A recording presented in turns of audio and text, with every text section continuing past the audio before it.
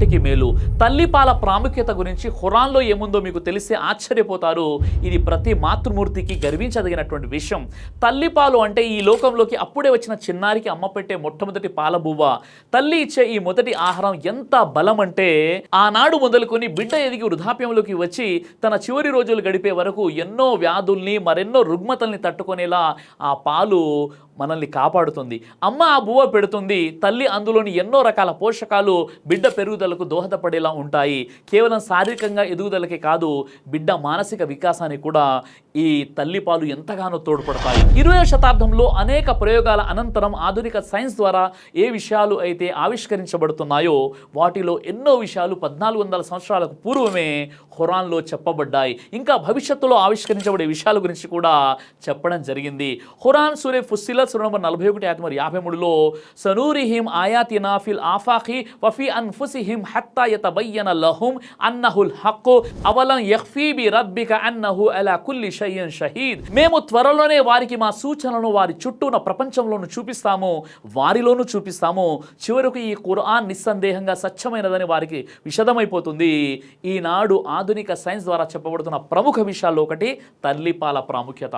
ఈనాడు ఆధునిక సైన్స్ ఇంత అభివృద్ధి చెందినప్పటికీ తల్లిపాలకు ప్రత్యామ్నాయం కనిపెట్టలేకపోవడం పక్కన పెడితే అసలు తల్లిపాలలో ఉన్న పదార్థాలు సైతం మొత్తం ఎన్ని ఉంటాయో అన్న విషయంపై కూడా ఇంతవరకు పరిశోధనలు జరుగుతూనే ఉన్నాయి. ఇప్పటి వరకు తల్లిపాలలో 200 భిన్న రకాల పదార్థాలను శాస్త్రవేత్తలు తాము కనుగొన్నట్లు చెబుతున్నారు. తల్లిపాలలో 1 మిలియన్ కొద్ది జీవ కణాలు లైవ్ సెల్స్ ఉన్నాయి. వీటిలో రోగనిరోధక శక్తిని పెంచే తెల్ల రక్త కణాలు, అలాగే మూల కణాలు, స్టీమ్ సెల్స్ కూడా ఉన్నాయి. ఇవి ముఖ్యంగా శిశువు అవయవాలు ఆరోగ్యవంతంగా అభివృద్ధి చెందడానికి పనిచేస్తాయి. శిశువు పెరగడానికి మరియు రోగనిరోధక వ్యవస్థను క్రమబద్ధీకరించడానికి అవసరమైన 1000కి పైగా ప్రోటీన్లు, విటమిన్లు, minerals, carbohydrates, lipids, antibiotics, hormones, ఇంకా 20 కన్నా ఎక్కువగా అమినో యాసిడ్స్, ప్రీబయోటిక్స్, 40కి పైగా విభిన్న రకాలైన ఎంజైమ్లు ఇందులో ఉన్నాయి. అనేక రకాల వైరస్లు మరియు బ్యాక్టీరియా నుండి పోరాడడానికి సహాయపడే ప్రతిరోధకాలు కూడా తల్లిపాల్లో ఉన్నాయి. ఆకస్మిక శిశు మరణాల నివారణకు తల్లిపాలు ఇవ్వడం ముఖ్య పాత్ర పోషిస్తుందని కూడా అమెరికన్ అకాడమీ ఆఫ్ పీడియాట్రిక్స్ తెలిపింది. అలాగే national institute of environmental health science చెప్పింది ఏంటంటే తల్లిపాలు త్రాగటం వలన 28 రోజుల నుండి సంవత్సరం మధ్య ఉండే శిశువుల మరణాల రేటును తగ్గించవచ్చని కూడా చెబుతుంది. అమెరికన్ అకాడమీ ఆఫ్ పీడియాట్రిక్స్ మరియు అమెరికన్ కాలేజ్ ఆఫ్ ప్రసూతి వైద్యులు మరియు గైనకాలజిస్టులు సహా పలువురు వైద్య నిపుణులు తల్లిపాలను ఖచ్చితంగా 2 సంవత్సరాల వరకు ఇవ్వాల్సిందే అని వారు చెప్తున్నారు. ఇక్కడ ఆశ్చర్యం ఏంటంటే తల్లిపాల ప్రాముఖ్యత గురించి అది ఎంతకాలం కనీసం నుండి గరిష్టం వరకు పట్టాలి అన్న విషయాన్ని ఈనాడు ఆధునిక వైద్య శాస్త్రానికంటే ముందే ఖురాన్లో ఎంతో స్పష్టంగా ఈ విషయాన్ని తెలియజేయడం జరిగింది. ఖురాన్లోని సూరా అల్ బఖరా సూరా నంబర్ 2 ఆయత 233లో వల్ వాలిదాతు యుర్దిన అవ్లాదహున్న హవ్లాయిని కామిలైని అంటే తమ సంతానం యొక్క పాలు పట్టే గడువు పూర్తి కావాలని తండ్రులు కోరిన పక్షంలో తల్లులు తమ బిడ్డలకు 2 సంవత్సరాలు పాలు పట్టాలి. అంటే ఇక్కడ తల్లులు తమ పిల్లలకు 2 సంవత్సరాలు పాలు పట్టాలని 1400 సంవత్సరాల క్రితమే ఖురాన్ విషయాన్ని తెలియజేస్తుంది.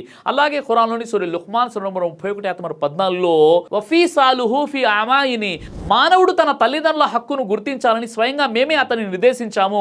అతని తల్లి బలహీనతలపై బలహీనతను సహించి అతనిని తన కడుపులో మోసింది.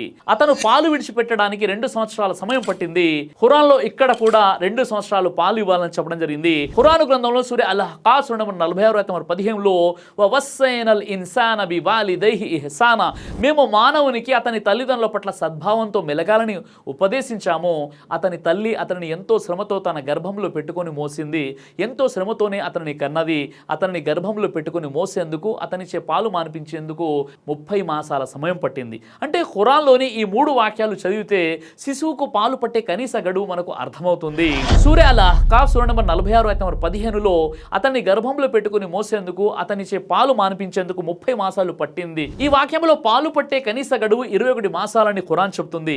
సూరా అల్ బఖరా సూరా నంబర్ 2 ఆయత 233, సూరా అల్ అహ్కాఫ్ సూరా నంబర్ 46 ఆయత 15 ఈ వాక్యాలని కాస్త మనం పరిశీలించినట్లయితే తమ బిడ్డలకు గరిష్టంగా 2 సంవత్సరాల పాలు పట్టాలన్న విషయాన్ని ఇక్కడ ఖురాన్ గ్రంథం మనకు ప్రస్తావిస్తుంది. ఈ గడువు కంటే తక్కువగా ఏ తల్లులు అయితే తమ బిడ్డలకు పాలు పడతారో ఆ పిల్లల ఎదుగుదల సరిగా ఉండదని, జ్ఞాపక శక్తి సరిగా ఉండదని, శరీరంలో తగినంత రోగనిరోధక శక్తి ఉండదని, తద్వారా అనేక రకాల వైరస్ల బారిన పడి అనారోగ్యాల బారిన పడాల్సి వస్తుందని ఈనాడు ఆధునిక వైద్య శాస్త్రం ఎన్నో హెచ్చరికలు జారీ చేస్తుంది. ఇక్కడ ఖురాన్ గ్రంథంలో చాలా స్పష్టంగా మాతృమూర్తులు తమ పిల్లలకు 2 సంవత్సరాలు పాలు పట్టాలని నేటికి 1400 సంవత్సరాల క్రితమే ఖురాన్ గ్రంథంలో దైవం విషయాన్ని తెలియజేశాడు. ఇప్పుడు మెడికల్ సైన్స్ చెప్తున్న విషయం ఏంటంటే మీరు ఖచ్చితంగా మీ పిల్లలకు 2 సంవత్సరాలైనా పాలు పట్టాలని. ఇలా ఎన్నో అద్భుతమైన విషయాలతో మనం మళ్ళీ కలుద్దాం.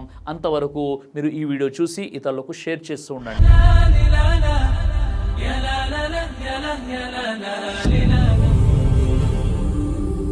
బ్రదర్ సిరాజ్ అని యూట్యూబ్ ఛానల్ని మీరు సబ్స్క్రైబ్ చేసినట్లయితే ఇన్షాల్లా దైవచిత్తం అయితే మీకు వీడియోస్ వస్తుంటాయి. అదేవిధంగా బ్రదర్ సిరాజ్ అనేటటువంటి ఫేస్బుక్ని కూడా లైక్ చేయడం వల్ల మీకు వీడియోస్ వస్తుంటాయి.